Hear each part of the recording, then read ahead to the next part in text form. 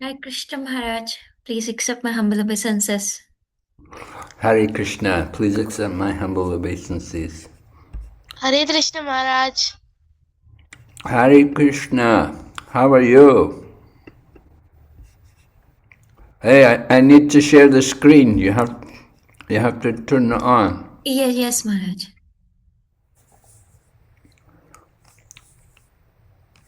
I have given you the rights, Maharaj. Okay. Thank you.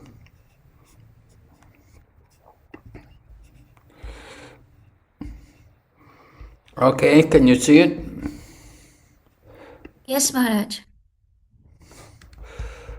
Okay. We're going through the modes, right? Lesson 1. We're on lesson 1. Right, we went over chapter 13. Oh, first of all, let me begin. Om Jnanatimirandasya Jnananjana Shalakaya Chaksur Unmilitan Yena Tasmai Shri Gurave Namaha Vranchakalpatarubhyascha Kripa Sindhu Bhaevacha Patitanam Pavanebhyo Vaishnavibhyo Namo Namaha Jai Shri Krishna Chaitanya Prabhu Nityananda Shri Advaita Gadadha Shri Vasade Gaur Bhaktavinda Hare Krishna, Krishna Krishna, Hare Hare, Hare Rama, Rama Rama, Hare Hare. So how many people do we have in this class? Maharaj, we have usually 38, 35 plus, but I think devotees are still joining now. Well, we're still coming from work, is it? No, yeah, we can say this. They're just finishing their supper. Yes, Maharaj. Your time is the same as our time, right? No, we are like behind half hour of India. Like yes, hour is 7:30 and at India it will be 8 p.m.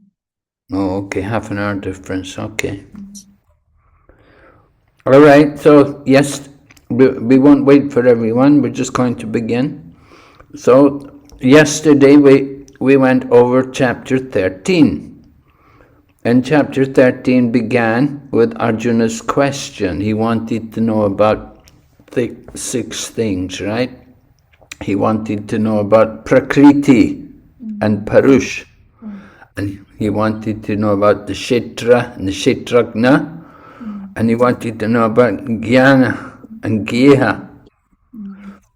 Knowledge and object of knowledge, the field of activities, the knower of the field, and Prakriti, material nature, and Purusha, the enjoyer. So, Lord Krishna described these things. We heard about the Kshetra, the field, the body. And then we heard about Kshetragna, the knower of the field. And there are 2 knowers of the field. There's the individual soul and there's the super soul. The individual soul only knows about our own body. I know about my body, my field of activities. I know my pain and pleasures. You don't know. Because we're different, we're in different bodies. The individual soul is limited to the one body. But the Paramatma, the super soul, knows about everyone. He's in the heart of all living entities. And he knows about everyone's pain and pleasure. Who remembers what example did Prabhupada give to explain about this, about the difference between the soul and the super soul? What was the analogy? Who remembers?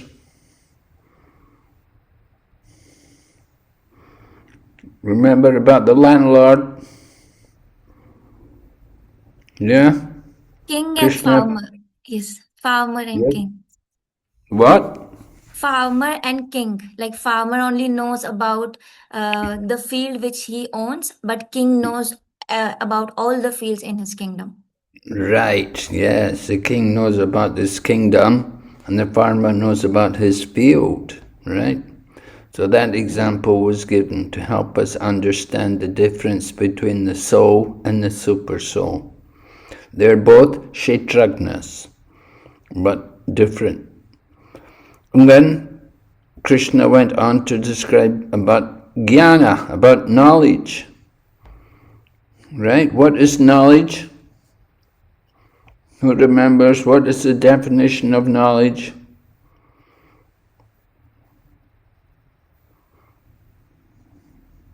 What should you know?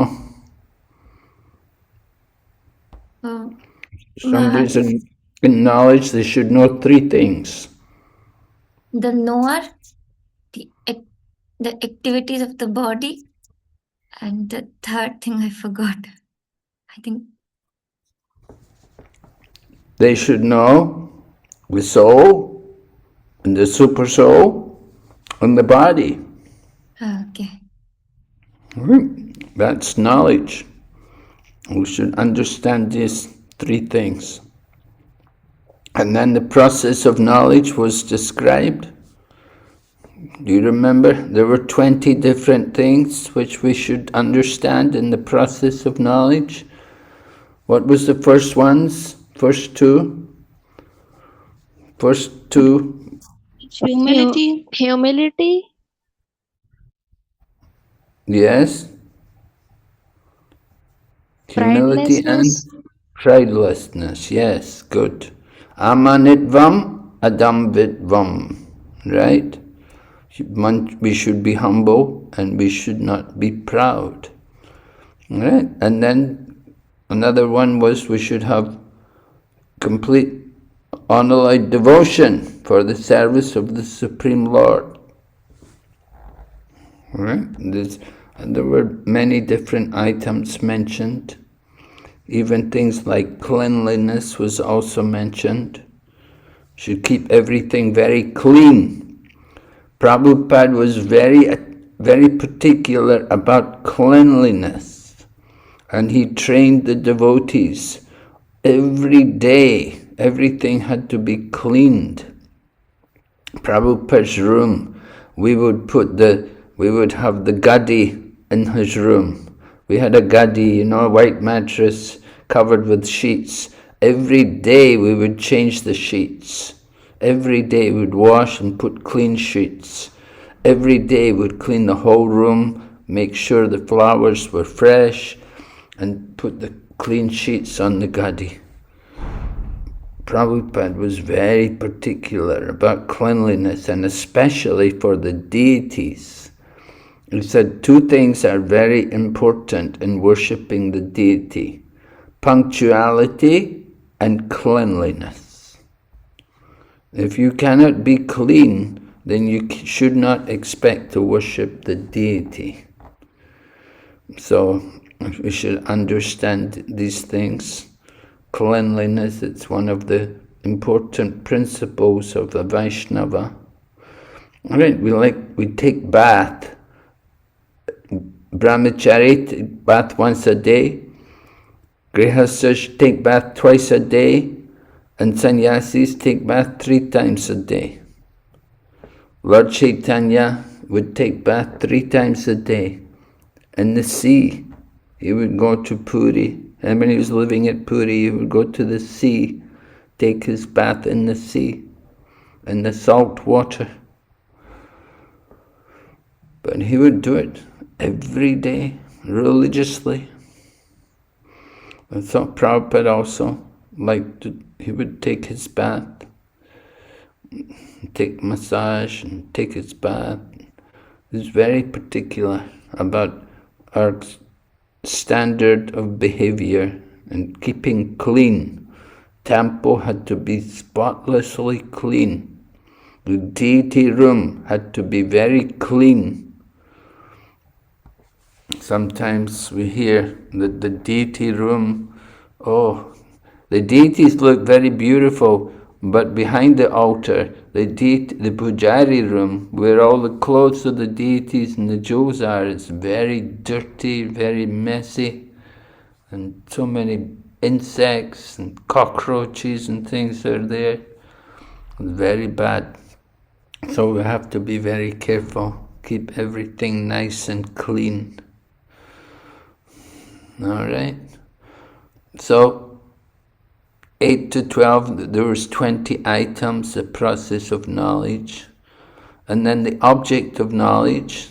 What was the object of knowledge? Who remembers? What's the object of knowledge? Maharaj, they were senses, five, uh, this, the subtle and gross elements, and No, the object of knowledge was to know the soul and the super soul. Right? The material body, of course, is made up of 24 elements.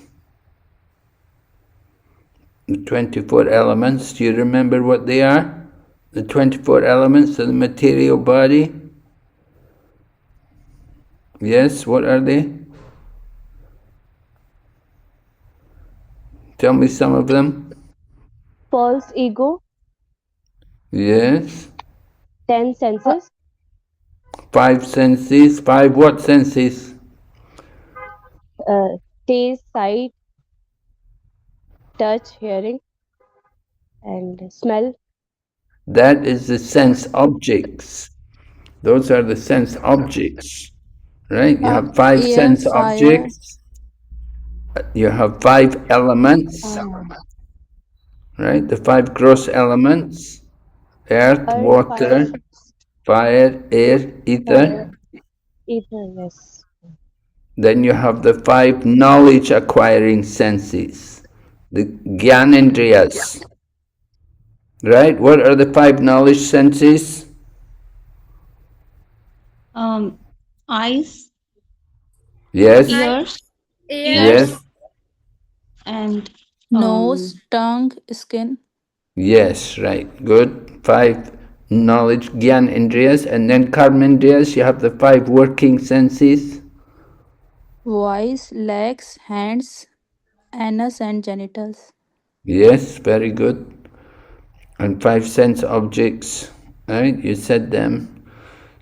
And then we have also the false ego, the unmanifested, and the mind. And what's the 24th one? I'm missing Intelligence. one. Okay, intelligence. All right. So 24 elements make up the material body, right? And then we heard about Prakriti and Purusha, material nature, and Purusha means the enjoyer. Purusha, it means the soul is the Purusha. So, the material nature is in union with the Purusha. You have the material body, and the Purusha thinks the Prakriti is for his enjoyment, but we're actually meant to use the Prakriti in the service of Lord Krishna. So then Jnana Chaksus, the end of the chapter, the vision of knowledge.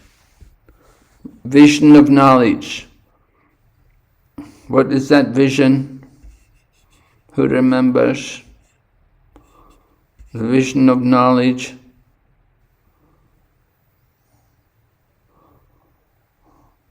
You should see all living entities as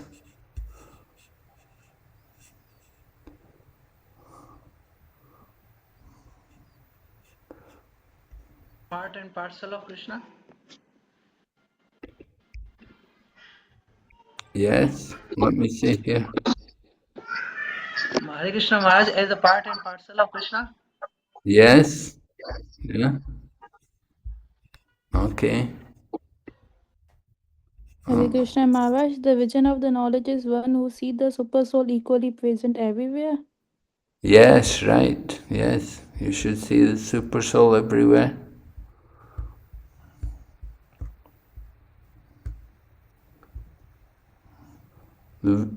Those with the vision of eternity can see the imperishable soul is transcendental, eternal, and beyond the modes of nature. Despite contact with the material body, the soul does not do anything, nor is entangled. Right?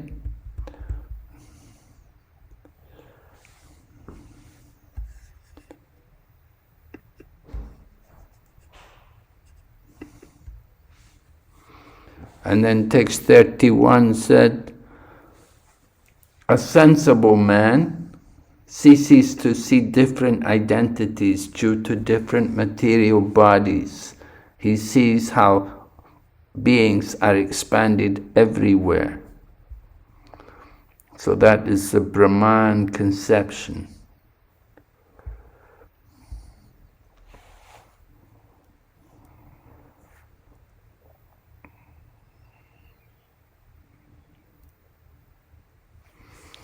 And the soul, although it's in the body, it does not mix with the body.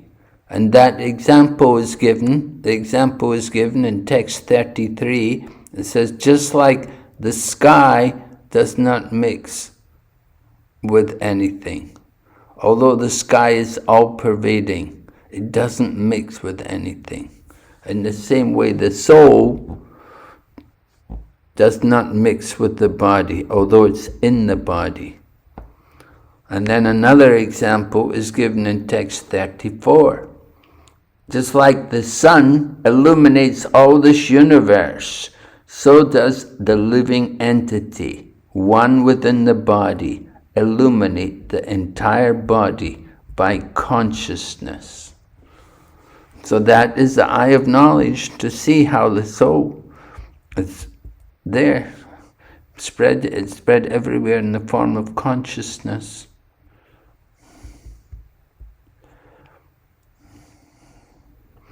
One who can see with the eye of knowledge the difference between the body and the knower of the body, and can also understand the process of liberation from bondage in material nature, attains to the supreme goal. Right? So that was the 14th chapter. That was the 13th chapter, rather. Right? We want to go on.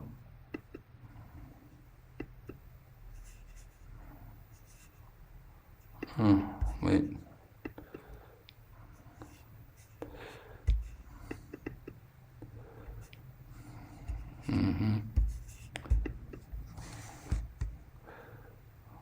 So we're going on to the 14th chapter. We're going to hear about the modes of nature. Remember, the 13th chapter, verse 22 said, there was a question, there was a verse, an important verse.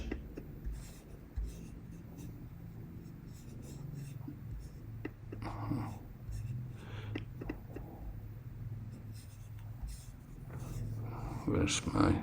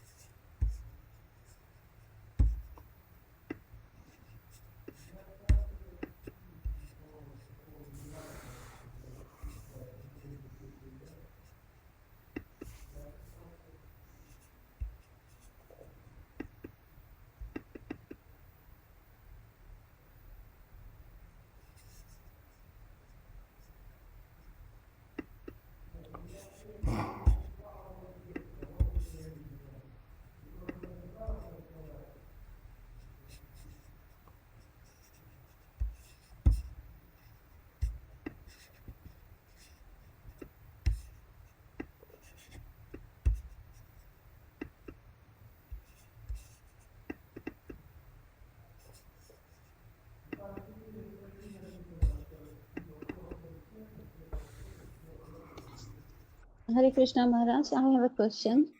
Yeah? When we say like that Supreme Lord is equally present in all beings, okay? So how can this vision be practically developed in daily life, especially when we like naturally see the differences like good and bad? So how can we develop in daily life this?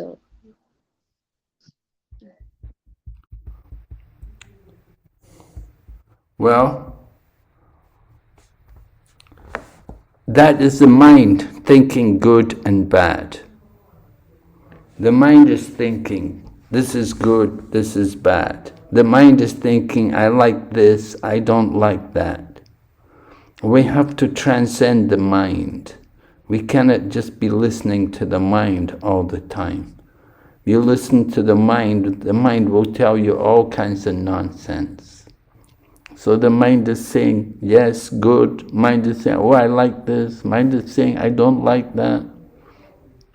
We have to be guided by Sadhu, Shastra and Guru.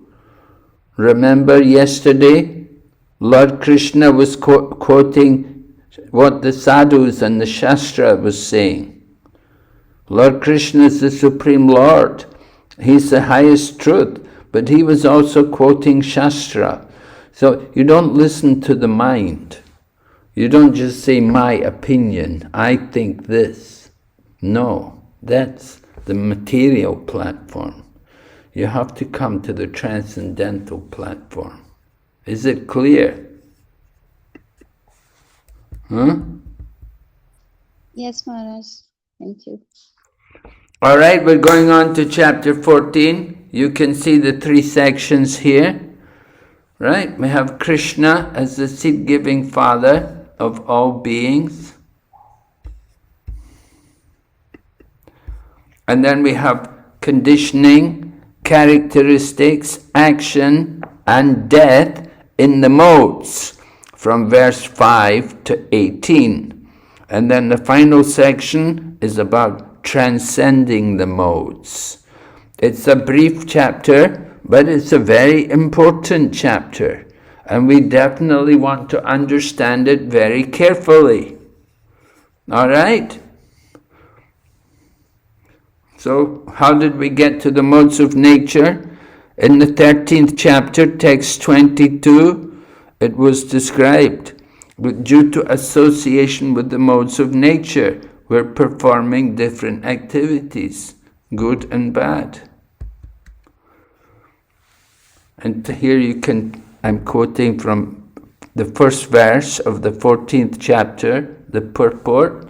Prabhupada has written, it has also been explained that it is due to association with the modes of nature that the living entity is entangled in this material world.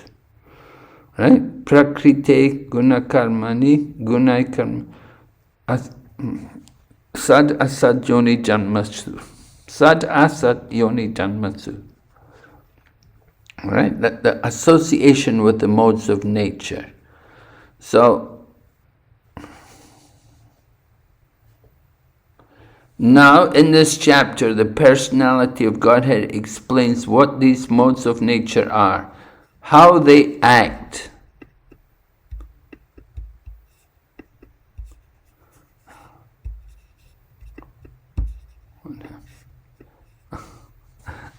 There we go.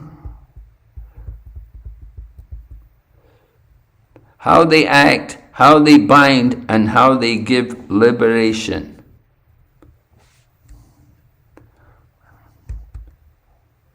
Then here's the verse from the 13th chapter, 13:22. Purusha prakriti stohi bhongte prakriti jan gunan. The living entity in matter enjoys the material nature, which is mixed with the material nature is the modes of nature. Right? So we enjoy according to how we associate. Karanam gunasangasya sad asad yoni janmasu. All right? By association, we meet with good and bad, birth after birth. We have to be very careful how we associate with the modes of nature. Here's another verse. Sarvam rajostama iti guna prakriti sambhavaha. Material nature consists of three modes: goodness, passion, and ignorance. Right? We would often give the example, the three modes of nature are like three colors. Just like if you are an artist, maybe some of you are artists, you know how to paint nicely. So an artist, he can be given three colors. And from three colors, he can mix all the other colors. Right? What are the three primary colors? What colors do you need to begin with? Right? RGB. Green, red, and Red, green, blue. blue. Yes. RGB. Red, green, blue. Red, Red? green, blue. Green, blue. No. Red, green, and yellow. Yes. Yes, right. Red, blue, and yellow. The green comes. Green is the combination of When yellow blue and yellow mix, we make green. yeah. So you get three colors, and you can. In the same way, we associate with the material nature. You get 84 lakh species of life. Nibadnati mahabaho dehi dehinam avyayam. When the eternal living entity comes in contact with nature, O mighty armed Arjuna, he becomes conditioned by these modes. Right? We're in contact with these modes regularly. One who lives in the countryside, he's more in the mode of goodness. One who lives in the city will be more in the mode of passion. And the one who lives in the bar or the brothel or the casino, he's in the mode of ignorance. All right? Of course, usually people say Rajagun and Tamagun. They regularly hear. We regularly hear Rajagun, Tamagun. Very rare we hear Sattvagun. And Shuddha Sattva we never hear. Never. But actually the idea is to come to that level. Shuddha Sattva means transcendental.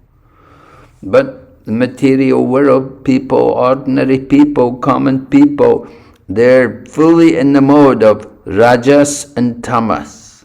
They're very much entangled in the modes. And these modes are very difficult to get free of the modes. They're gunas, right? The word is guna, and guna means rope. So we are bound by these ropes. And the passion and ignorance bind very tightly. And guna, even sattva guna also, it's very difficult to transcend because we become attached to different things. Right? Material nature. This is Krishna's nature. What does Krishna say in the Bhagavad Gita, 7th chapter, about material nature? What is the verse? Days of miseries.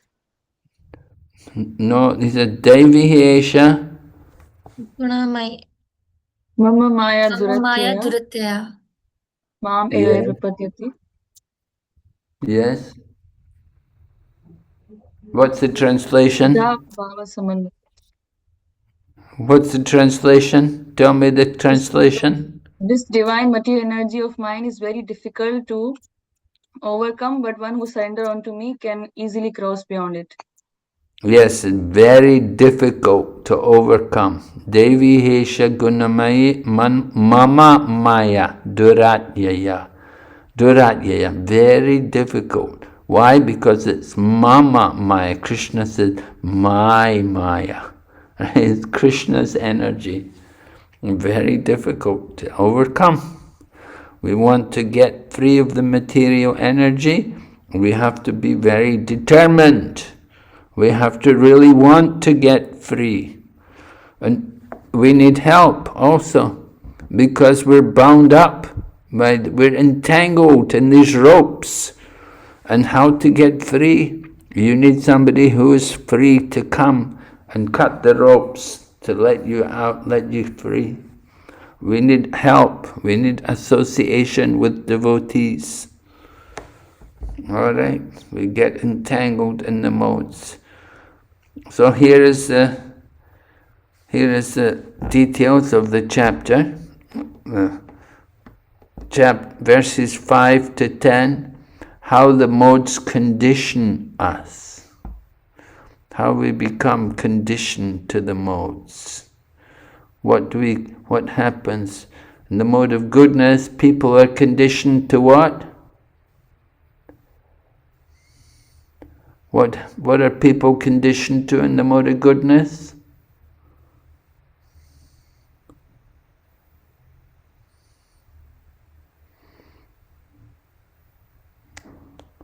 We're conditioned to happiness and knowledge.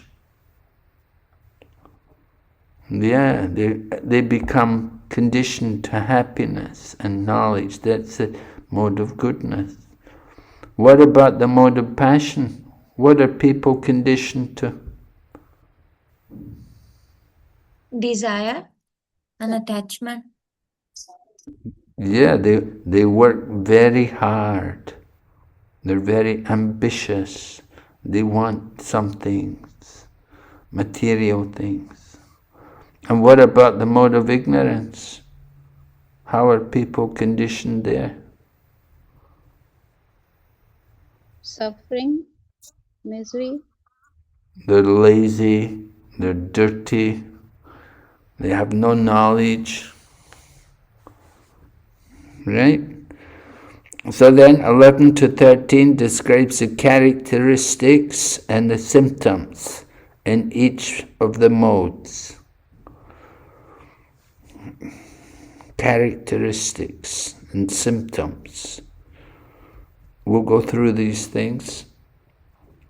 14 to 15 destination at death.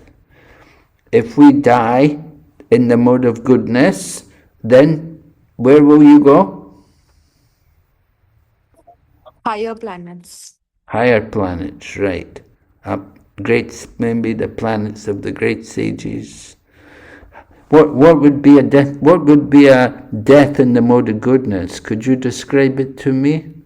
How would you imagine it? Give me an example. Death in the... At the time of death, when we remember Krishna, it is the mode of goodness. Well, if somebody remembers Krishna at the time of death, I think that's transcendental. It's more than the mode of goodness. They will go to higher planets like Brahmalok, Maharaj. Huh? Like people will die in the mode of goodness. They will go into the higher planets like Brahmaloka. Yes, but I want to know, give me an example of how you die in the mode of goodness. Maharaj, whatever the last desire we have, then we get a similar body. It can be of an animal, like somebody is thinking of a non-vegetarian food. He gets a But body of an animal. I want to hear, what does it mean to die in the mode of goodness? Give me an... To get a body based on the desire that you have. No. The person should be pure, and as you mentioned, he should be in the more like knowledge. He should have that knowledge. Well, I just wanted to hear some, what would be the actual situation. Maybe if somebody goes, like, a lot of, sometimes Hindu people they go to Varanasi and they will stay there in Varanasi until they leave the body. Some people go to Vrindavan and they will stay there in Vrindavan until they leave the body. You know, there's ashrams for elderly widows to go there to leave the body. They can stay there until they leave the body. Like that, death in the mode of good. Some people in the mode of death in the mode of goodness, they spend their time just maybe cultivate. They may get rid of all of their wealth before they die. They like to give it all away, maybe do charity and stuff like that. That's a good thing to do.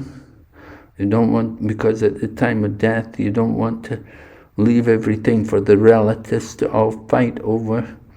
It's nice you can do some charity and things. All right. So death, what about death in the mode of passion?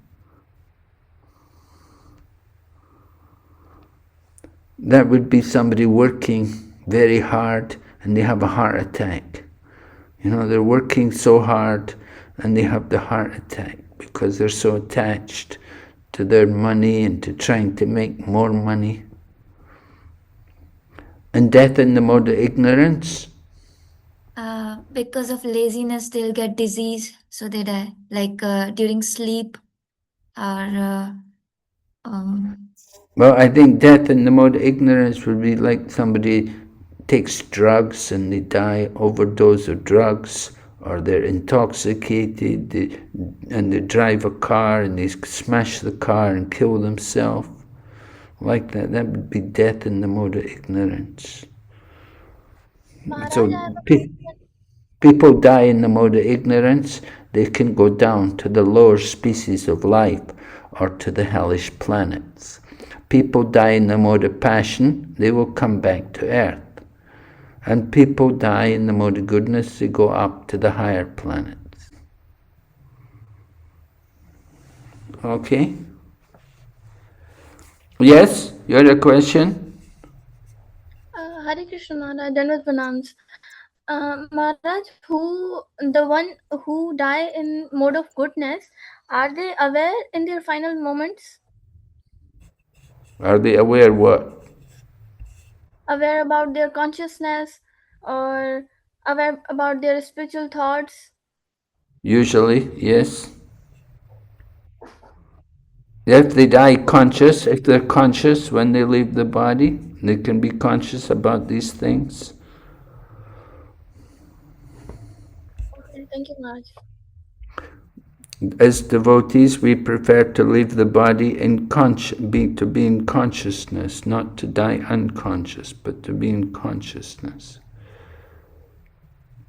All right, so yeah, we were showing this summary of the chapter here. We want to look more at the chapter. We need to study the chapter. Let me see.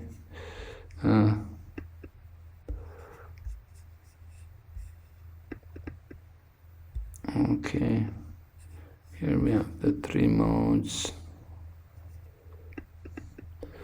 Right, the three modes of nature.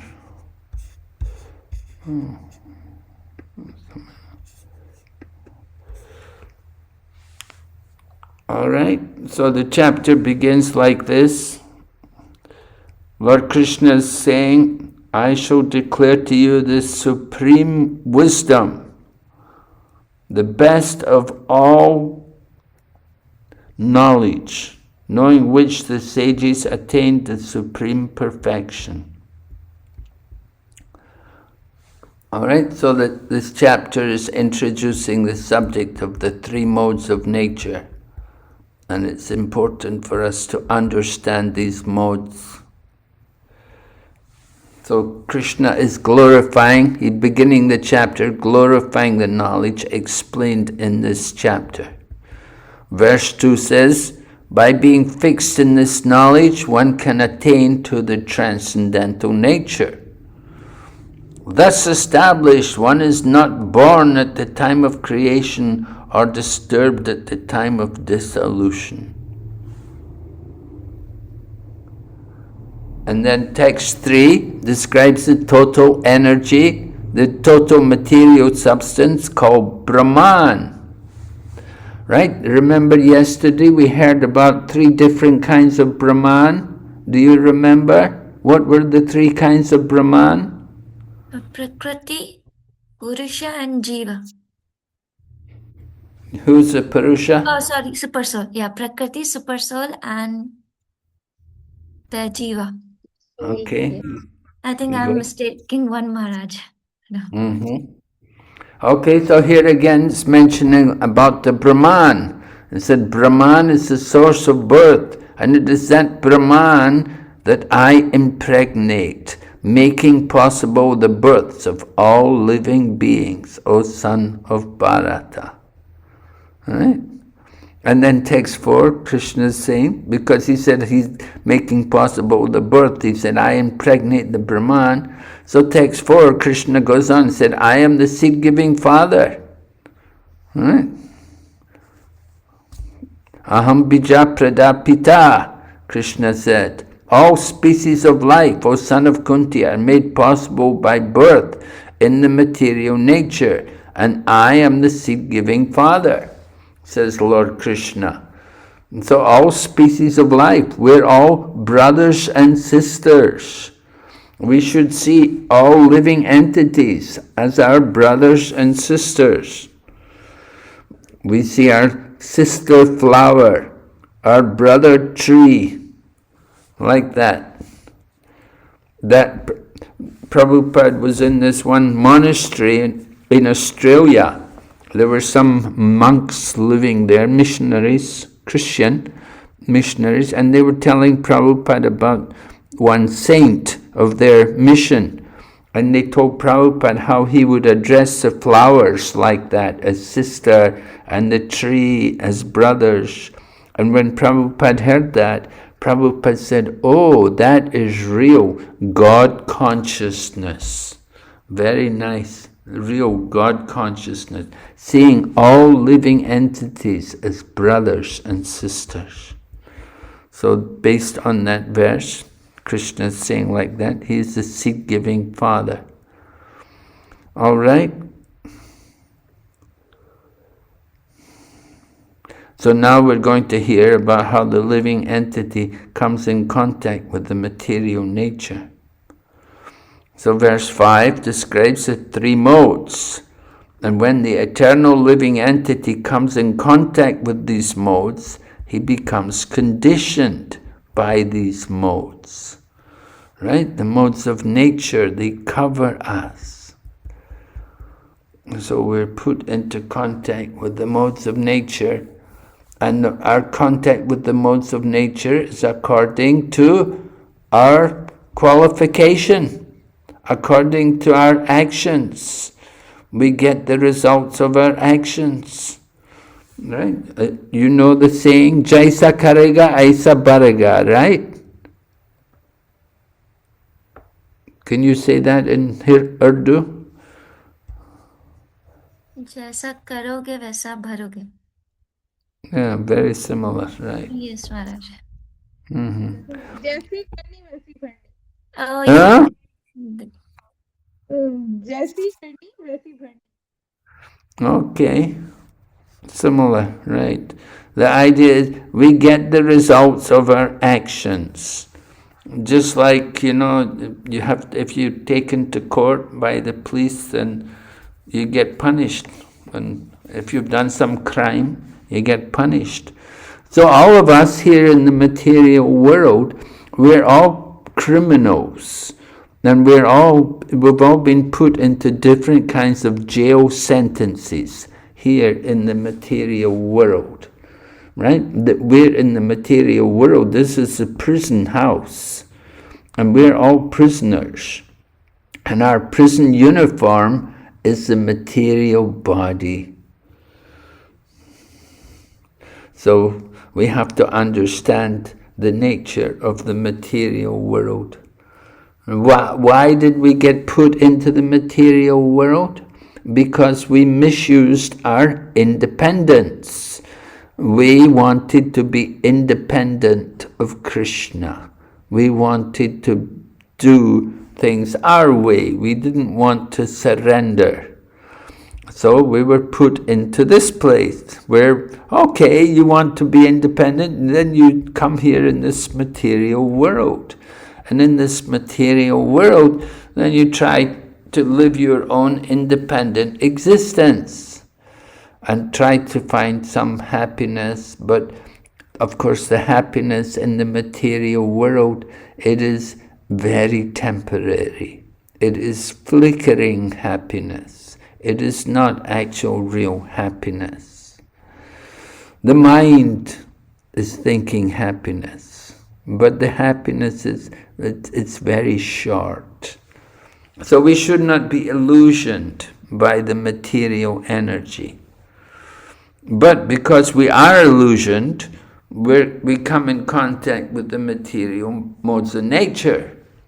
And according to our situation, we're given different bodies. Both subtle and gross body will be influenced by the modes of nature.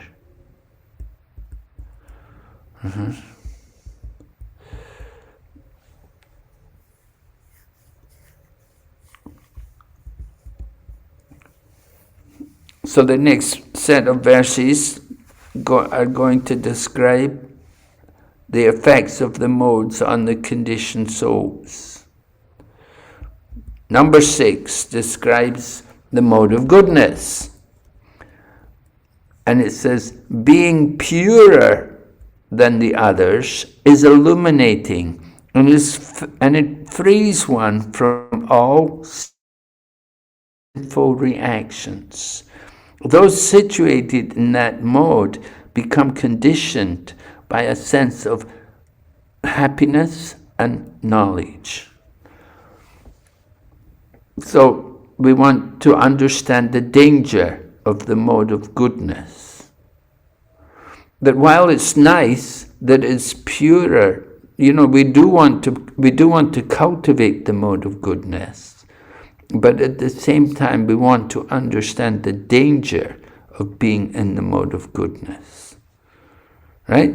The danger is we become attached to the knowledge and the happiness.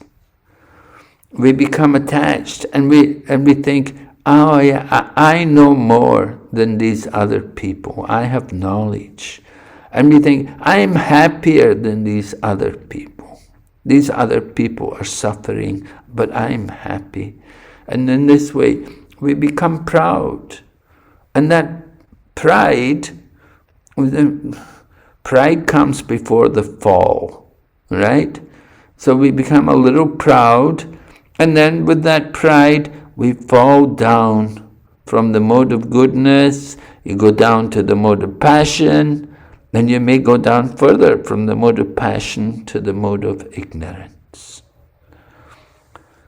So we have to be careful in the mode of goodness. We do want to cultivate the mode of goodness, but we want to cultivate it with caution, with care. And don't become too attached, don't become proud, but keep a humble demeanor. So those are some things about the mode of goodness.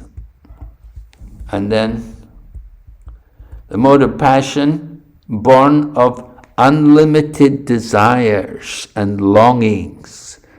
And because of this, the embodied living being is bound to material fruitive actions. So the mode of passion, particularly prominent in the relationships between the opposite sex. Man and woman come together. And when they come together, they have desires. And these desires can be very strong. And they lead to all kinds of activities. And of course, it's very difficult to keep oneself on the transcendental platform. Generally, of course, people are married. Men and women, get married and they live together. But we have to be very cautious and at the same time cultivate Krishna consciousness. And that will protect us from becoming entangled too much in the passion of the relationship with the opposite sex. The problem, as mentioned here, the mode of passion tends to degrade to ignorance. The mode of passion, people often, from lust comes anger. Jayato vishayam pumsa sangas teshu pajayate. Sangat sanjayate kama, kama krodo vijayate. While contemplating the objects of the senses, a person becomes attached to them. And from such attachment, lust develops. Then from lust comes anger. Then from anger comes delusion.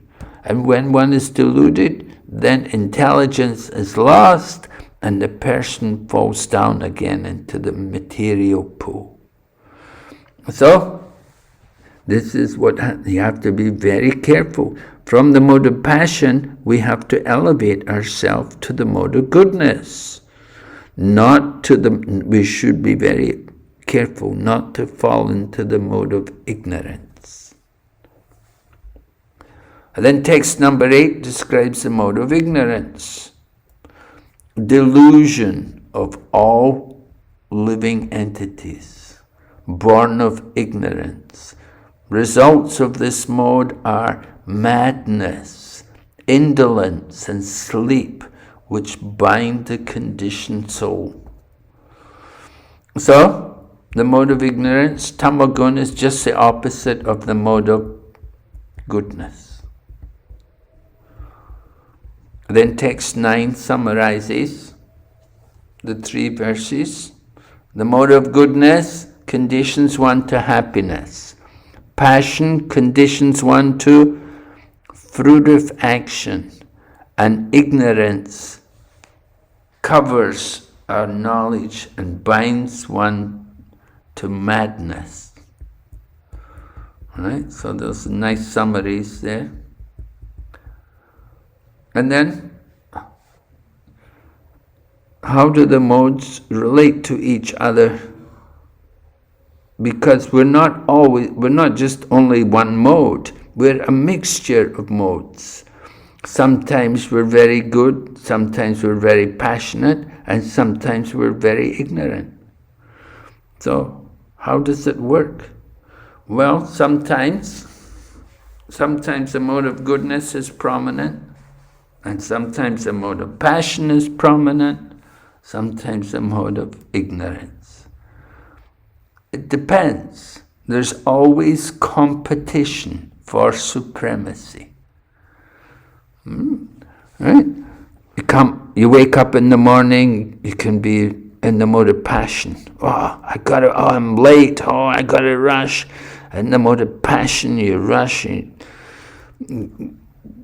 get bathed and dressed and go off to work and drive your car or motorbike and passionate. Get to office and get into the office. Sometimes it can be more passion in the office. You may be lucky, it may be the mode of goodness. You don't know what kind of job you've got. Different environments are there. And then you come home at night, it can be the mode of ignorance. But it could also be, again, the mode of passion. We have to be very careful. Alright, then text 11 to 13 explain the effects of the 3 modes, how they're manifested. The mode of goodness can be experienced when all the gates of the body are illuminated by knowledge. Right? How do you understand that? What does it mean the gates of the body are illuminated by knowledge? Anyone? Anyone can explain? Hare Krishna Sense Maharaj, control. that 9 gates we have. Maybe. Okay. So, tell me one or two of the gates. Uh, 2 nostrils opening, 2 ears. Okay. Okay, so how are you going to illuminate these gates with knowledge? Sense Maharaj, it's control, like Pramada. when we just hear the katha of the like Bhagavad or Bhagavad Gita from the right source, and we see Right. the darshan of the deity, and we taste the remnants of the food from that we offer to the god. This kind of like gates we can eliminate by knowledge. Okay, good. Yeah. And like our feet when we go to the temple, and our hands when we serve Krishna, Okay, like that. very good. Like Maharaja Ambarish, right? Use all the senses in the service of Krishna. All right, and then text 13, text, what is it? 11, 12 describes the increase of the mode of passion, the great attachment, intense endeavor, uncontrollable desire and hankering. And when there's an increase in the mode of ignorance, inertia, madness, and illusion are manifested. And then death in the mode of goodness, and death in the mode of passion. And then text 16, pious activities. The results of pious activity is pure. It's said to be in the mode of goodness. But action done in the mode of passion results in misery. And action performed in the mode of ignorance results in foolishness. So we want to understand these things very carefully.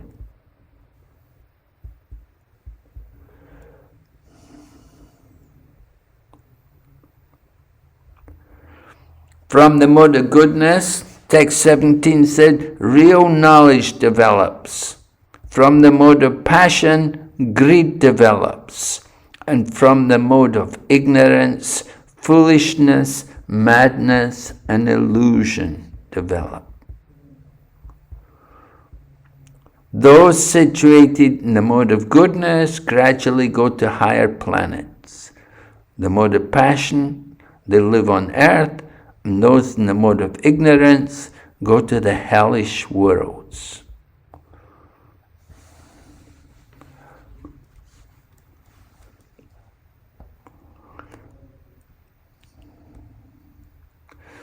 And then text 19 describes the result of being able to understand all of these things properly. Then they can attain the supreme spiritual nature. We have to see that in all activities, no other performer is at work than those modes of nature. And he should know the Supreme Lord, who is transcendental to all those modes. In this way, he can attain the spiritual nature.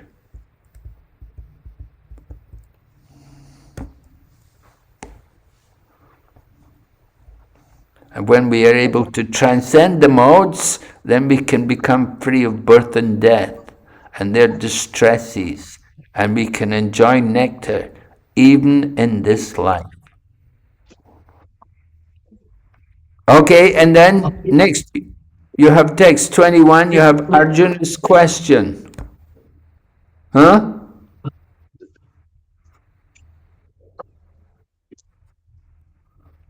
Okay, what's going on? Is somebody trying to ask a question or something? No, Maharaj. Maybe by mistake somebody just unmuted. Maharaj, I want to ask a question. Okay. Yes, all That right. like we have complete free will, or we are controlled by the three modes of material nature, or we can control the three modes of material nature uh, by our will?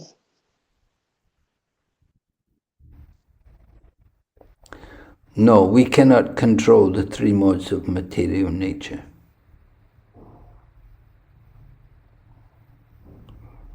The three modes of material nature, that's Krishna's energy.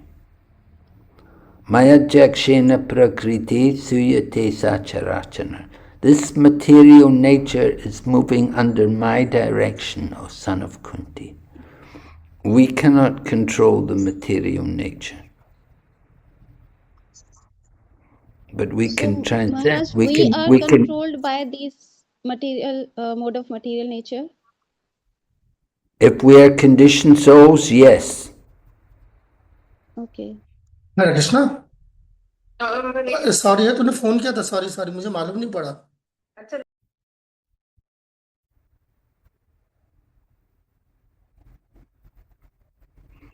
Is it okay? So Maharaj, we are conditioned souls and we are controlled by the three modes of material nature. Yes. If we are conditioned souls, then you're under the control of the three modes of material nature. But if you're engaged in devotional service, then you're transcendental. Okay. Thank you, Maharaj. If you're engaged in the service of the Lord, you're not under the control of the material nature. Bhagavad Gita said, Mahatmanas tumam parta daivim prakritim ashrita. Those great souls are under the protection of my divine energy. So Mahatmas, these are devotees. And those who are engaged in devotional service are all Mahatmas, they're great souls. And they're engaged in devotional service. They've taken shelter of the internal potency, Krishna's divine energy, by engaging in devotional service. But if we are simply doing ordinary material activities with no consciousness of Krishna, then we're in the modes of nature, and we'll be under the control of the three modes. We're never free, we're never independent. Conditioned souls are under the control of the three modes of nature. Liberated souls are also controlled, but they're controlled by the Lord's internal potency. All right? Yes, Maharaj, thank you. All right, now Arjuna's question, text 21. He wants to know which symptoms is one known who is transcendental to the modes. What are the symptoms and what is his behavior? How does he transcend the modes of nature? So 3 questions, right? He wants to know the symptoms, he wants to know about the person's behavior, and he wants to know how he transcends the modes of nature. So these things are going to be described before we finish the chapter. Right? Text 22 to 23, you can see it's a long verse there, describing the symptoms and then the behavior of the one who is a devotee. And then how he engages, how he transcends. Text 26, one who engages in full devotional service. Mam chayo vaya bicharena bhakti yogena sevate sakunam samatitaikam brahma bhuyaya kalpate. One who engages in devotional service, unfailing in all circumstances, at once transcends the modes of nature and comes to the level of Brahman. Comes to the level of Brahman. In this purport here, Bharajan Prabhu writes, he immediately reaches the Brahman platform, where the modes of material nature have no power over him. On that platform, which is fully spiritual and beyond the modes of nature, pure devotional service begins. So this is the answer to how to overcome the modes of nature.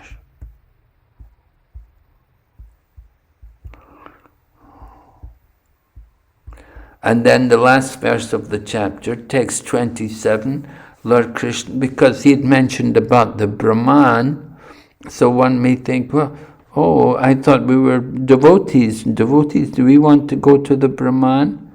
But we should understand what is the nature of that Brahman. Krishna says, Brahma Bhutta Prasanna, Brahmano hi pratistaham. Amrita Shyavayashacha. Krishna said, I am the basis of the Brahman. So coming to the level of Brahman by engaging in devotional service doesn't mean that you become an impersonalist, but we go on from the level of Brahman to practice devotional service, cultivating Krishna consciousness. And so that Brahman, Krishna says, he is the basis of the Brahman. It's related to Krishna. All right, so we want to go back. We just went through the chapter very quickly. We do want to look at some of the points. We want to understand, how are you influenced by the modes of nature? Right? We heard about the three modes of nature: goodness, passion, and ignorance. So, I think it would be good. How many people do we have here today in the class tonight? How many are there? 34, Maharaj. 34. Yes. It's a 30, Maharaj. So can we make some groups? Can we make some groups of people together and they can discuss together? We want to discuss about how are you influenced by the modes of nature?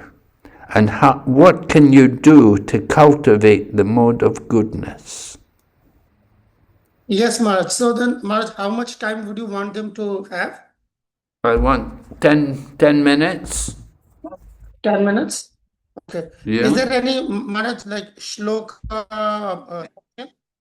Well, the whole chapter is there 14 describing... the whole chapter. The whole chapter. Yeah. Okay. Yes, Maharaj. I'm sending.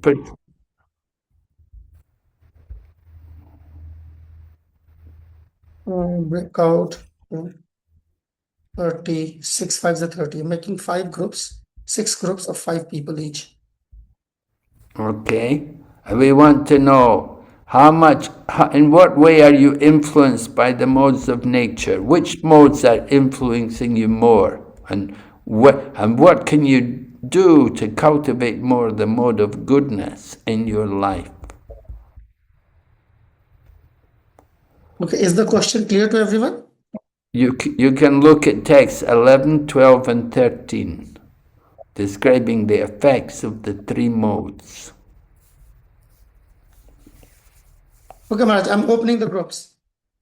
Thank you. Fine.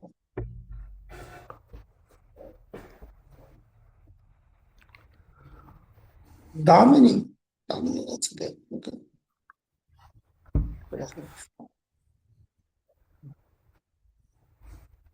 Join in.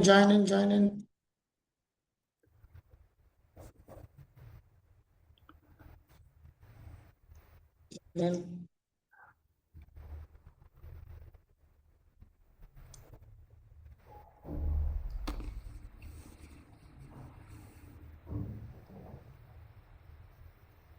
Mehak, join in.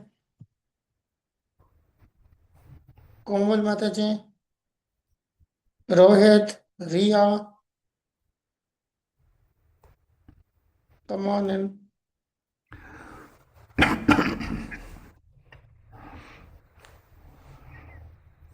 Rohit, Ria, Komal, Sunil.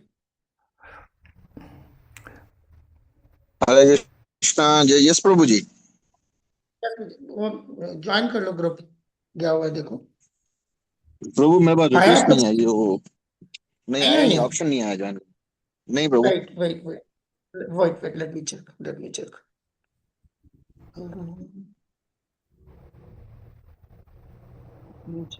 दिखाई नहीं दे रहा मैं दिख गया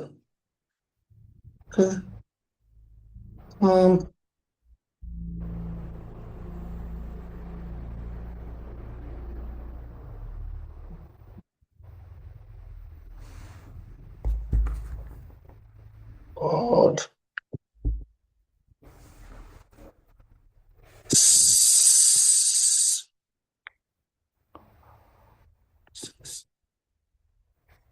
सुनील बाबू जान कीजिए. 6. Shimoli, would you like to be I part of this? I was part of a group. I by mistake had to exit. I mean, I exit. Clicked Okay, on okay, the okay. exit. I'm sending you again. Yes. Join in. रिया बाहर निकाल देता हूँ अपना, ठीक हो जाएगा.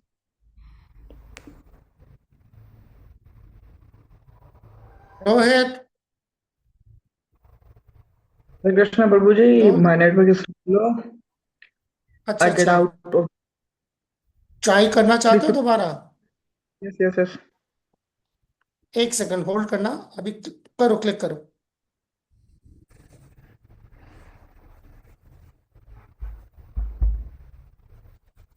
क्या Rohit?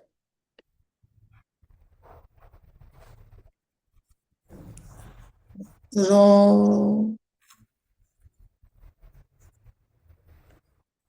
Yes, Maharaj, everybody is in. Good, very good, thank you. Okay, so you got 10 minutes? Yes, Maharaj.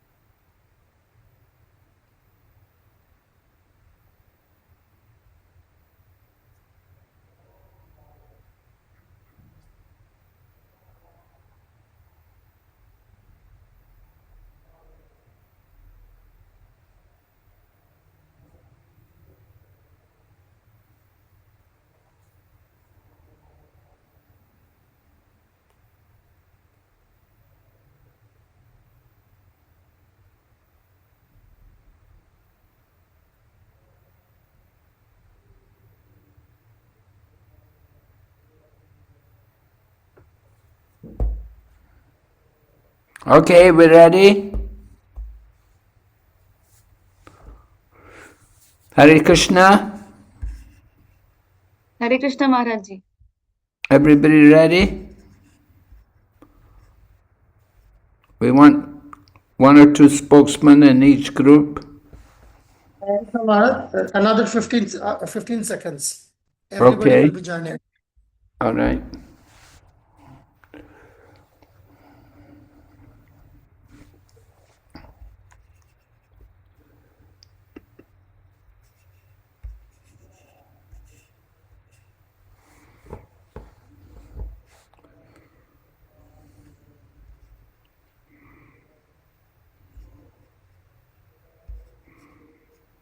Yes, Maharaj, everybody's in. Okay. So we want to have, I want to hear from the different groups. You have 5 groups, is it? 5 groups. Yes, Maharaj. All right. So group 1, who's the spokesman? Komal Kundani Mataji Maharaj. Okay. We want to hear from her. We want to know what you talked about in your group. Hare Krishna ji, Dandot Pranams. Hare Krishna. Maharaj, we act in mode of goodness by doing Krishna consciousness services like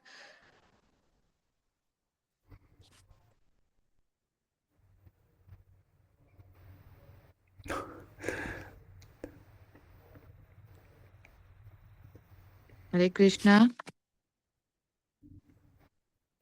Yes, you are audible. We Komal, go ahead.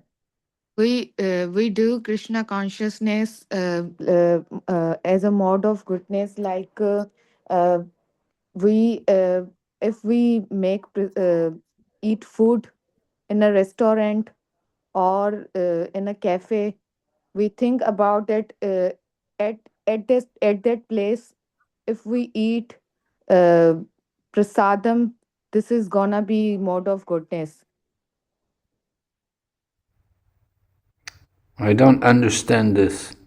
If you eat prasadam, it's going to be the mode of goodness, even if you eat in a restaurant. Instead of if we eat at any cafe or at any restaurant, if we eat prasadam instead of any cafe or any restaurant, if we think that this is gonna be on mode of goodness. Well, I wonder about that. It depends. Is that cafe or restaurant, is it serving meat? Is it a vegetarian cafe? Are they serving non-veg also? What she is saying is, I'm repeating for the sake of interest of time, that instead of eating in a restaurant, a cafe, if we eat prasadam, that is mode of goodness. So he's No, not saying well, that we eat if we eat prasadam, isn't that transcendental? Yes, Maharaj, exactly. Yeah, if you eat prasadam, we hope that's transcendental. You know, if it's real prasadam, if it's cooked by devotee and offered to Krishna, and then we take the prasadam, yeah. And to help us to also come to the transcendental platform, when we take prasadam, we also recite the prayer, which is well known, Sarira Vijajal, Bengali prayer. Bhaktivinoda Thakur has given us a nice poem to say. By saying that prayer, when we take prasadam, it helps us to overcome material conditioning, helps us to come to the transcendental platform and to think more that we're honoring prasadam. So honoring prasadam, that's a spiritual activity.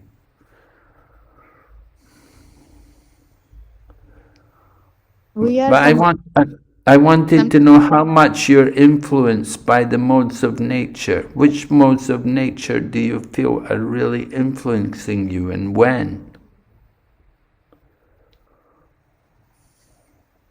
Sometimes we scroll Facebook, Instagram, Reels. We are just wasting our time. Yes, this is a very common thing, isn't it? Uh, Everybody has a mobile phone, and they use the mobile phone to look at Instagram and to see the different things which are on there. Oh my goodness, how much time we waste every day. we can are this time in the Krishna consciousness movement instead of scrolling reels, or uh, we hear or listen in katha at Facebook instead of scrolling reels, or you gave the example of movie. We seeing the Sanyara movie instead of Nashima movie. Nrsinga movie, yeah. Did you watch the Nrsinga movie? This will convert out of goodness. Yes. Okay. So, yeah, certainly this is a very big factor in the modes of nature. With the development of the mobile network, there's the use and there's the abuse. We can use these things in the service of Krishna, and we can abuse them. You know, people often say, oh, I need a mobile phone, I need a mobile phone, I have to be able to go on internet, I have to be able to see Facebook and so on. So I need a modern phone, I need to have the mobile phone. And then you get the phone, and then what are they doing with it? Sometimes even devotees say, oh, I need it for my preaching, to keep in touch with devotees, and we'll have a group, and I'll give classes. But what are they doing with their mobile phone? Oh, they're watching the cricket match. Oh, they're watching some movie or something. Oh, they can really get you, we can really get influenced, get degraded with these things. You have to be very careful, right? So mobile phones are a very big danger, a very big threat to our Krishna consciousness. We have to be very cautious in using them and not get carried away. At the same time, we have to use technology. You know, we're not against technology. Nirbandha Krishna Sambandhe Yukta Vairagya Uchate. So we don't give up things which can be used in the service of Krishna. So real renunciation is to utilize everything in Krishna's service. So you have to see how much are you using for the service of Krishna and how much is for sense gratification. We have to be very careful. All right, so mobile phones are one thing. Another big problem with the modes of nature, food, taking food. Very important, right? Where you eat, and what you eat, and when you eat. All of these things are important.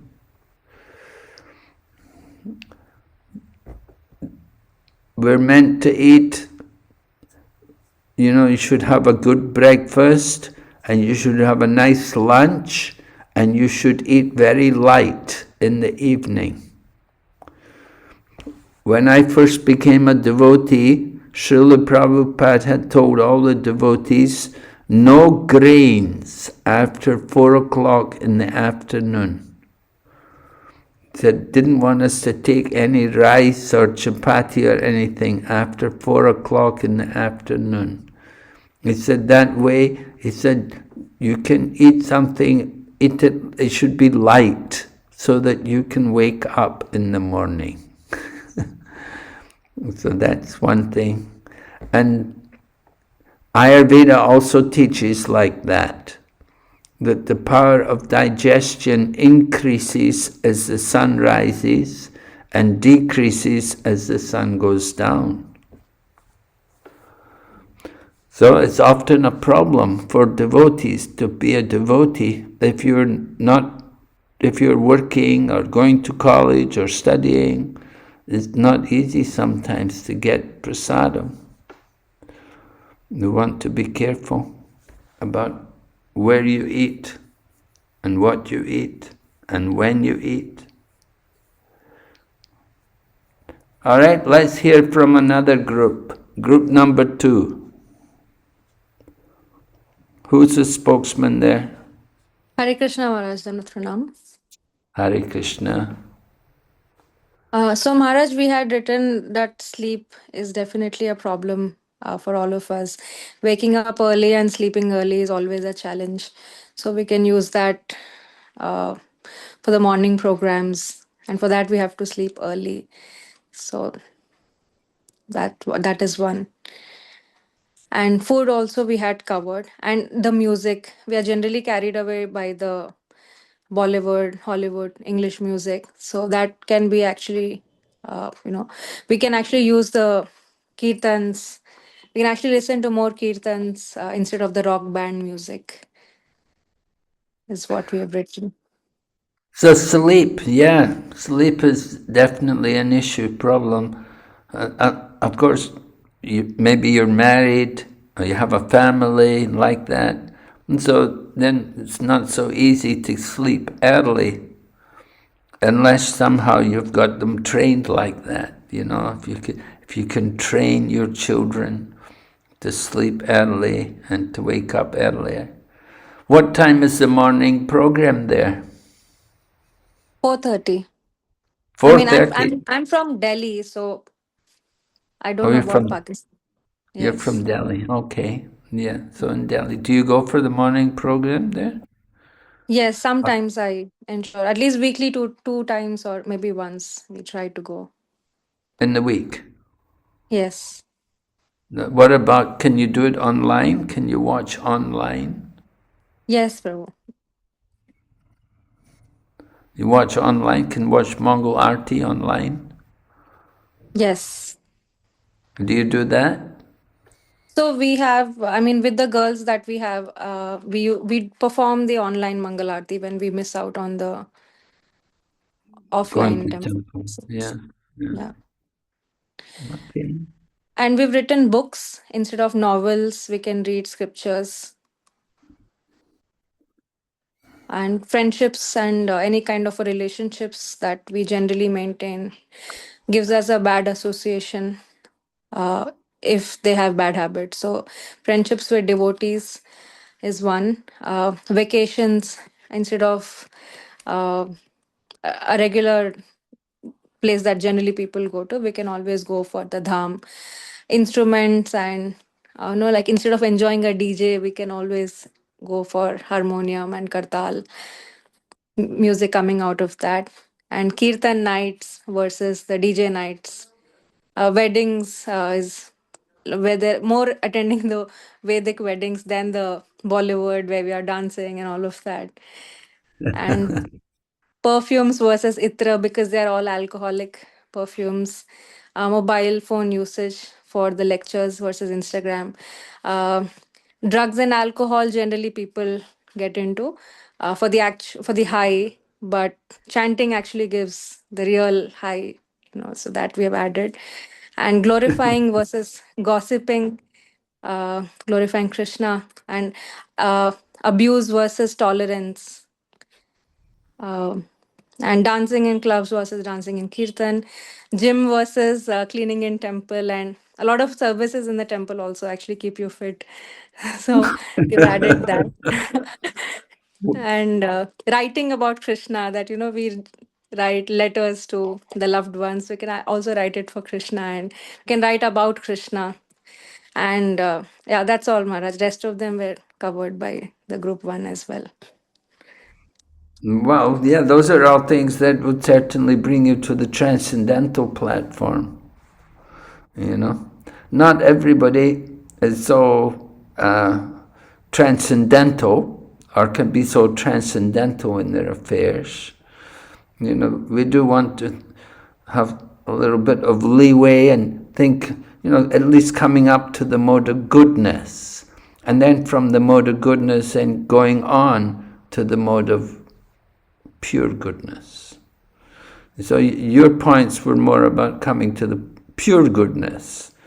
I'm particularly interested to understand about what we could do to come up to the mode of goodness and then move on from there to the mode of pure goodness. Even the dressing, one point I missed was the clothing, the kind of outfits that we wear can be always like a Vaishnava dress Uh-huh. instead of Well, a general. but it can also be the mode of goodness. You see, it doesn't have to be Vaishnava dress, but it could be the mode of goodness, just like women wear long dresses rather than a mini skirt or something, you know, Yes. they wear long dresses, Mhm. these kind of things. And so that's the mode of goodness, you know, women they wear a dress which is more in the mode of goodness. It doesn't have to be the Vaishnava dress. People may think, oh, they're so religious, you know. Sometimes you have to be able to mix in with people. Maybe if you're working in a job and like that. So you want to be able to mix in. You don't want to appear too fanatical or too much religious. Sometimes people find that hard to tolerate. They think, oh, she's so religious or something. So we have to make use of the mode of goodness. So dressing sensibly, not sensually, but sensibly. That's important for us.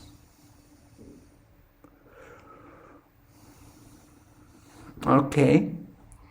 What about group number 3? Can we have a spokesman from there? Hare Krishna Maharaj, pranam. Hare Krishna.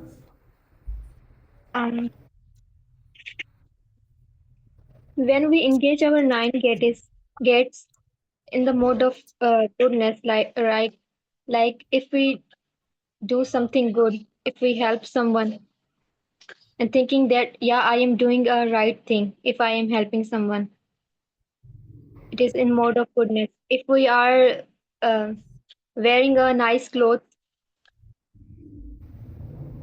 and we are keeping ourselves clean, and if we are keeping our house clean, it is all in comes mood of goodness. But instead, if we are dirty, and if we are not taking bath regularly, and if we are not dressing properly, it is all come in the mode of ignorance. That's how the material three modes of nature influence us. Sometimes we work in mode of ignorance, sometimes we work in a mode of goodness. So how are you doing in your home, in your life? Are you in the mode of goodness? Maharaj is sometime in mode of goodness, sometime maybe in mode of passion, or a little bit in mode of ignorance. I'm Right? not Yeah. full. Do you have a big wardrobe of clothes at home? Not a big, but yeah, I can say medium. Not much small. Right? How many pairs of shoes do you have at home? Maharaj for Yeah, I know. I was in one lady's home. My gosh, I thought I was in a shoe shop, you know. There were so many shoes, you know. She had so many. So, you know, it gets like that, you know. I mean, especially ladies, because they're very particular about everything. The shoes have to match with the dress. And the bag has to go with the dress as well. So you have to have a bag and you have to have shoes, and it goes, each bag and shoes go with a particular dress. And you have many dresses, so you have a lot of bags and a lot of shoes, and and this one goes with that one, and so being a woman, it's a real challenge to cultivate the mode of goodness, I'm sure. No, Maharaj, actually, I don't have such kind of interest in those things. Actually, I have some pair of shoes and some of the clothes, and I don't waste my time on thinking that which clothes or which bag gonna suit from this dress, or should I wear this dress or another dress. I don't waste time on these things.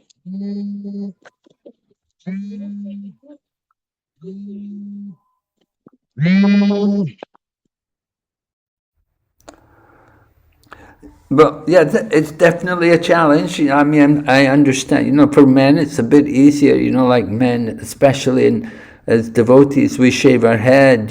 So we don't have a lot of hair to worry about. But women, they all have long hair, and then women also do things like make their faces, put makeup on, and so on. And this is just accepted for everyone. So all of these things, it's all adding up, and it's difficult to keep oneself situated in the mode of goodness. Certainly, it's a greater challenge for the women. Maybe men, of course, by nature, men, I don't know, we're maybe not as clean, and we're not so particular about things, than women. Some men are more in the mode of goodness. I mean, Brahmins are meant to cultivate the mode of goodness. Brahminical, we're meant to be in the mode of goodness. It's a challenge to cultivate the mode of goodness, especially when you're working in the city, or maybe a busy life and like that. So, cultivating the mode of goodness, right? Going in the traffic, maybe you have to go, you drive a car, or maybe to drive carefully, don't get too passionate. These kind of things.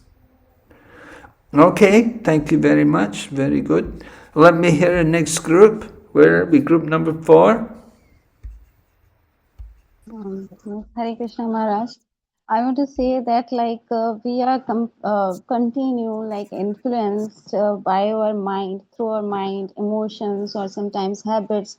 So sometimes we feel calmness, and sometimes we have constant desires, and sometimes very lazy, hopeless. So for me, especially when I say I'm very attached to my children, so if I don't want to get something for myself, but I want to my daughters dress up well, they should have more clothes, they should have the good mobile phones, so I want to cultivate this thing. And the mobile phone, we just scroll and see the reels and all these things. We can cultivate this to yukta vairagya, to in service of Krishna. And the taste of the tongue, so we are very habitual of eating so many things, whatever we have, we just take it from here and there and so on. So we should I should cultivate this thing to offer to Krishna, and then I should eat these things. And I will say the association, we have, if we have the bad association, or that is which is not connected to Krishna, and uh, so we should also cultivate this, we should give up that bad association in this. So these are my points. Yeah, we should. There's a lot of things we should do, but it's not so easy to do them. I mean, we It's know very something. difficult. Yes. As I And say, for my daughters, I am very much concerned about them, that they should have everything, they should have every happiness. So, this is also the mode of. like nature.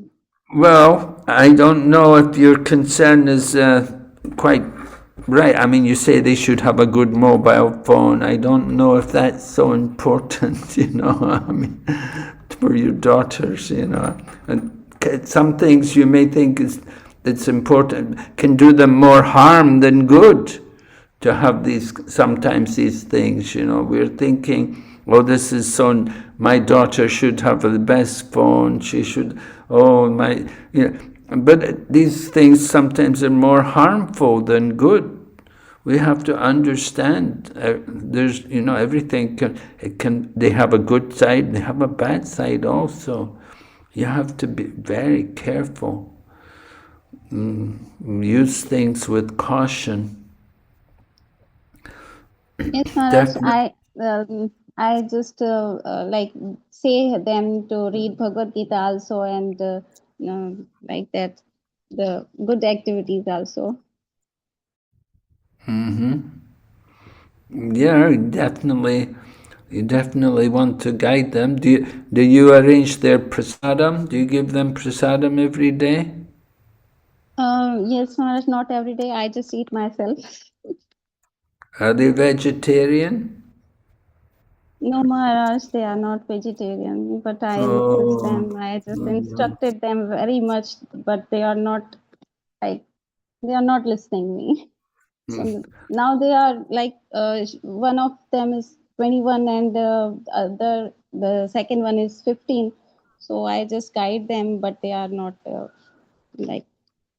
you're trying. You want to do so much for them, but they don't do anything for you. They can't. They cannot even be vegetarian. My goodness, very unfortunate. Yeah, it's difficult these days. Kali Yuga influence. Some people feel that, oh, it's too restrictive to be vegetarian. But if you'd brought them up from the beginning of life, you see, if you'd brought them up from the beginning of life to be vegetarian, then it would be more natural for them. But if they didn't have that upbringing in the beginning, then it's difficult to change them. These people they I'm get the trying, taste. Maharaj. I will try it. Like I, in my family, there's nobody vegetarian. I'm the only one who is vegetarian. So it is very difficult for me to like convince them. But I'm trying. I'm trying very hardly. Yes. Okay. Yeah, if you're a good cook, then it can help a lot, you know. If you're a good cook, if you can cook nice vegetarian dishes, very attractive, it should look very nice, it should have a nice smell, it should be colorful and taste, it should, like, then it can really help a lot, you know. Unfortunately, we find often people are not very good cooks, are not very expert, but if you're really a good cook, then certainly it can help a lot to bring your family to eat more vegetarian food. You see, so we encourage people, you know, learn to cook very nicely, cook some nice dishes, tasty dishes.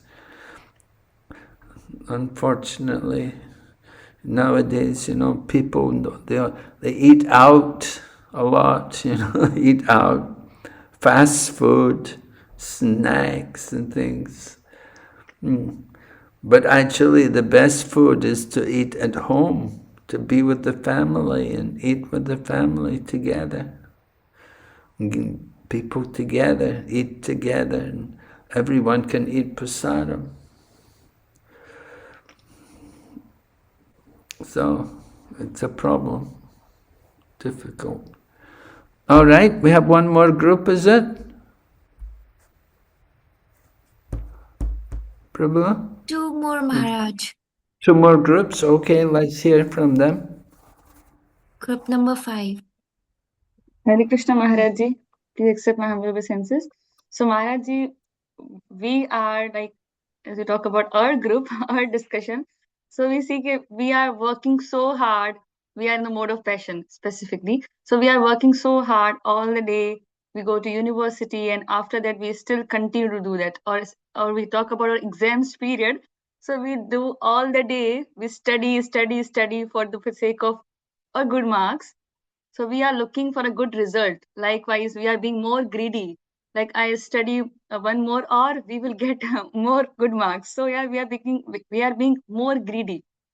We aren't satisfied with our, is like we say, 8 hours are enough to study, or 8 hours to do sleep and other activities. So we are doing more than our quota. We are giving more time. So we are being in that mode of passion. So if we want to elevate ourselves to mode of goodness, we can divide our hours of studies and hours of sadhana. So we can, you know we can't be more greedy.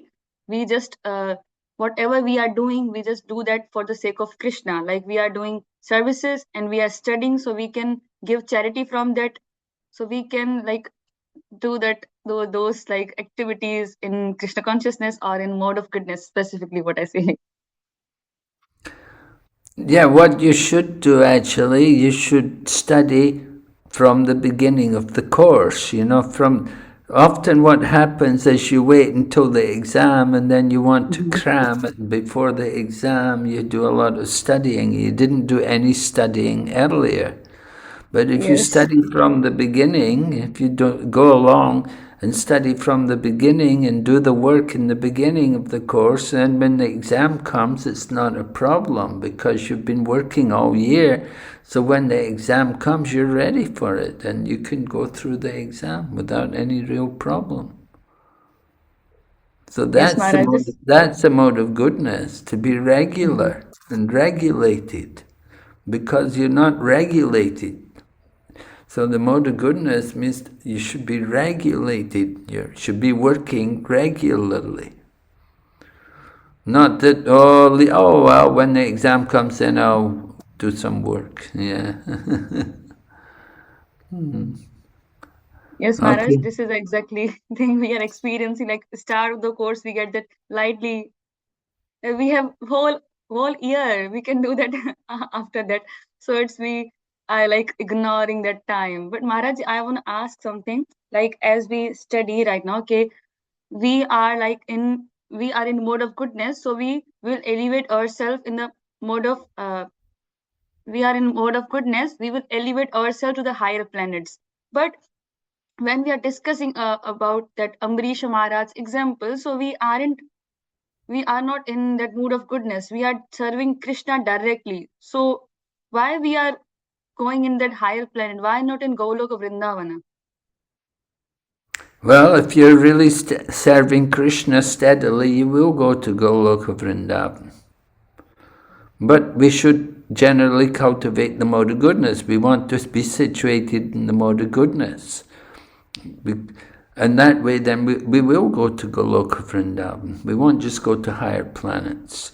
But if there's no concept of Krishna there in our life, and we're just simply a pious person like that, you may be religious and you're pious and you're in the mode of goodness, and you can go to higher planets. But if you're a devotee, if you're actually doing service to Krishna, then you can go to Goloka.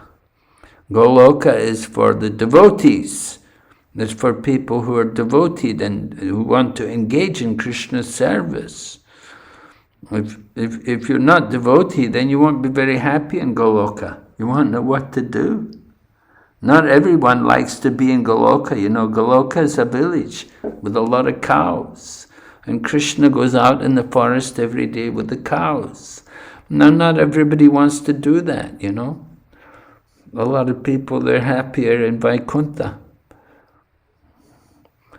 But this is our conditioning, you see, because we're conditioned souls, we're thinking, oh, the real happiness is in the city. There's no happiness being with the cows. People don't want to be a cow. They don't want to be in the cowherd family and pick up the cow dung every day. They want to be in the multinational company and play in the computer all day. We're conditioned. You know, we're thinking what looks nice, what is good. We're not thinking what is actually really pure. Where's the real life? In the modern living, we're conditioned souls. We're thinking, oh, I have to have a car, I have to have a good mobile phone, I have to have a laptop, I have to, you know, this, on. And these things, of course, they don't make us happy. They make us more conditioned. We get more entangled in the material energy. It makes it very difficult for us to get free. And that's why Bharat Maharaj became an animal. You see, Bharat Maharaj went off to the Ganduki. He was away up in the Himalayas at the Ganduki there in Nepal. He was up there, but he got attached. He'd given up his kingdom. He was a king. He had an empire, a palace and everything. He gave it all up. And he went to the Himalayas and he was there, but he got attached to a deer. So we get attached to things also. We get attached to material things. We should be attached to Krishna. That's where we should be attached, but we get attached to so many other things. So we have to change the quality of our attachment. We have to constantly monitor it. Right? Just like the mode of goodness, you don't want to be too much attached to being happy and to being in knowledge. We don't want to just be attached to these things.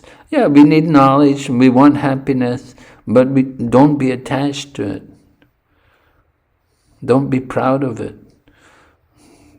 Understand the real purpose is to become attached to Krishna. And our happiness is in serving Krishna. Whatever service we can do for Krishna. Okay, there's one more group.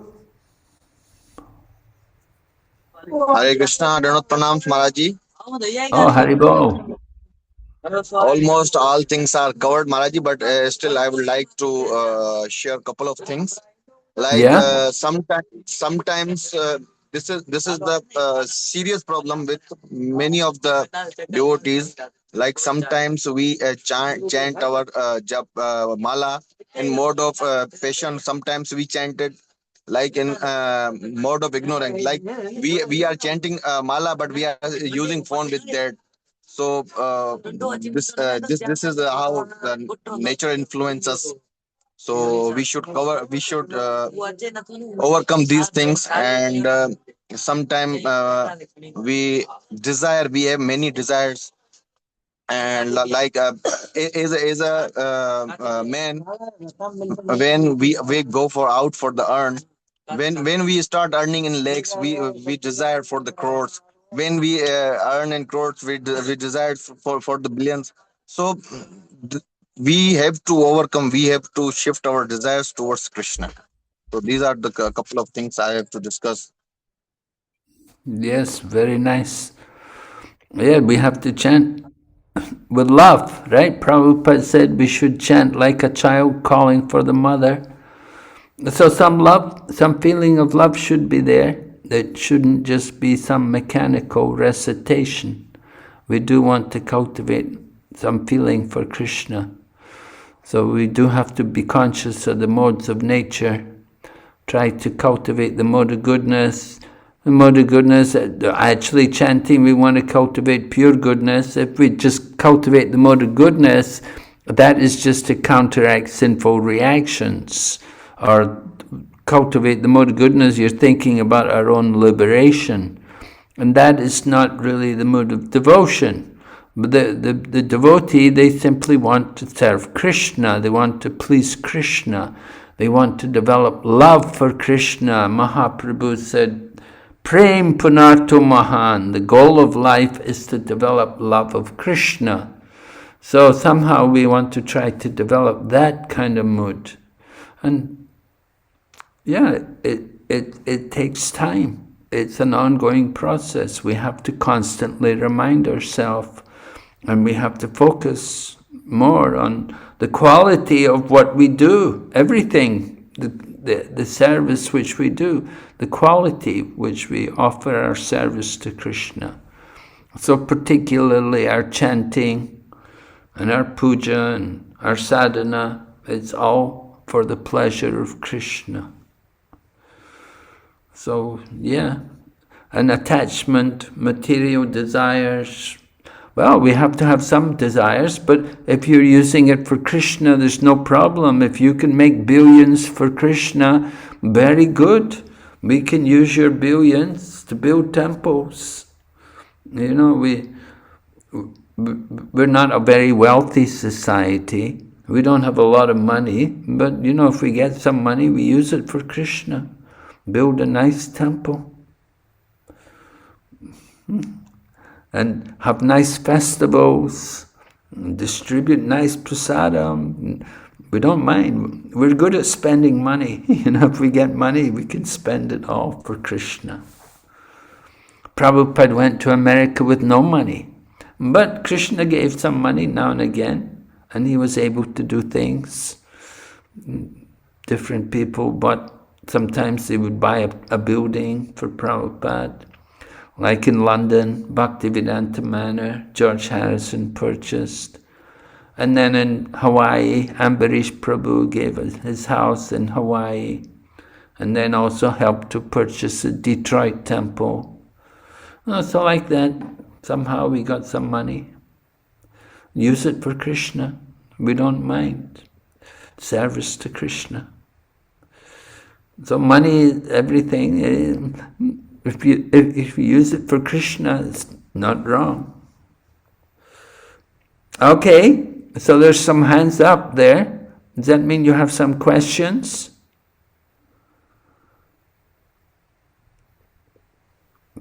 Yeah, who's our host?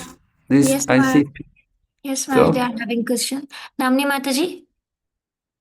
Hare Krishna Maharaj and pranams. I don't have question. I just want to add one point here. Like in the mode of passion, I am listening directly from Prabhupada's disciple. I know more. Why would I go to temple and listen that same lecture from the devotee who is just a devotee? Why would I go there? So just a mode of nature. well, go to the temple, you concentrate more. When you're here at home, there's so many distractions. But you go to temple, it will be a bit more powerful because the atmosphere is more concentrated, more focused on the lecture. And just sitting at home, there's so many distractions there. Yes. So that's one reason. Sorry. Mehak Mulal Mataji, you can ask. Hare Krishna Maharaj, I have a question that, like, considering my example, as I am a student, so how we balance studies without falling in the mode of the patient? And also I have a second question, that which qualities we develop in ourselves to become a good devotee or a pure devotee? Well, I covered that already. I mentioned to the girl who was a student, I said that when you study the mode of goodness, you study regularly. You don't just cram at the end before the exam, but you're working consistently from the beginning of the course to the end, and you're prepared. You cover all the different assignments and tutorials and everything. You go to the lectures, you fulfill all the different requirements. And when the exam comes, you know, you're well prepared and you can cover the course. You can go through the course. So that's the mode of goodness. And then, what was your other question about? The second question?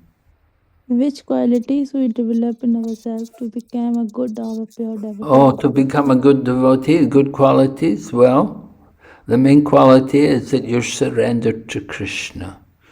Right? Pure and unalloyed devotion for Lord Krishna.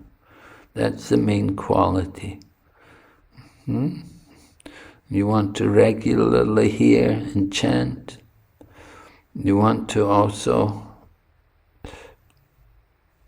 be careful about eating. Try to eat prasadam, food offered to Krishna, food cooked by devotees. You want to have a nice sadhana, I mean, sleeping early, waking up early, regularly chanting and hearing. These things, and we want to be careful not to cultivate too many strong material desires. Right? Pure devotional service is anyabilasita sunyam jnana karma janavritam. So desires for fruitive activities and for liberation, they should be nullified. They should be taken out. You don't want to have these kind of desires. You should simply have the desire, you want to serve Krishna, you want to love Krishna. Okay? Right? Was there one more hand? Haripriya? Haripriya Mataji. Hare Krishna Maharaji. Maharaji, in text 19, I'm unable to understand what Prabhupada want to say in this very translation. Can you please brief a little about that? When one properly sees that in all activities no other performer is at work than these mode of nature, and he knows the Supreme Lord. Text 19.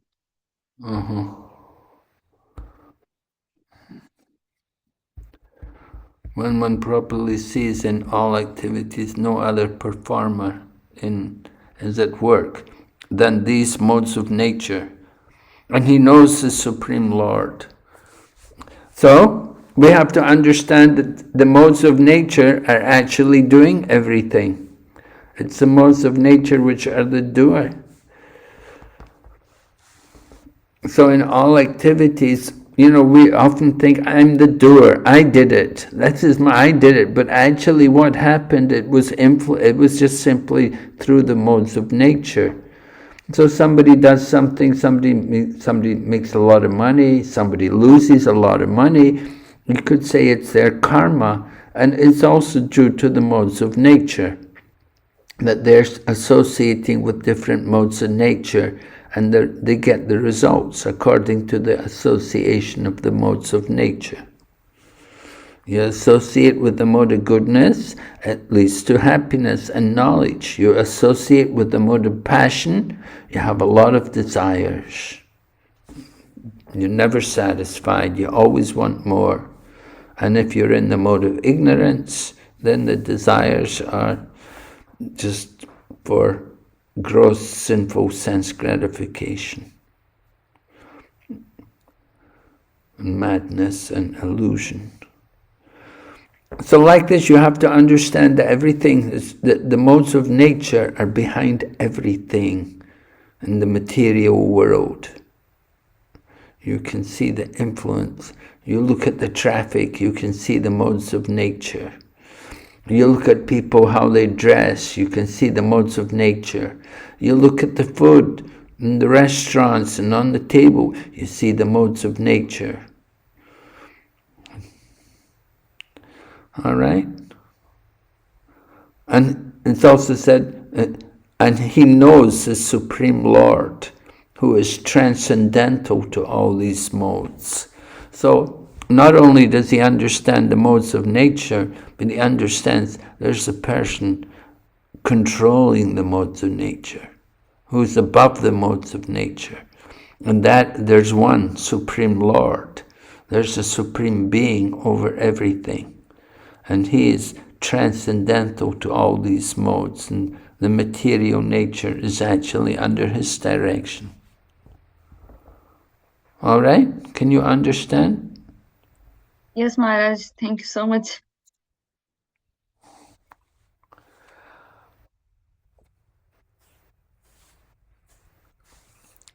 Yeah, there's another verse in the Bhagavad Gita. Prakrite kriyamanani gunai karmani sarvashaha ahankara itiyanne bina prakritera.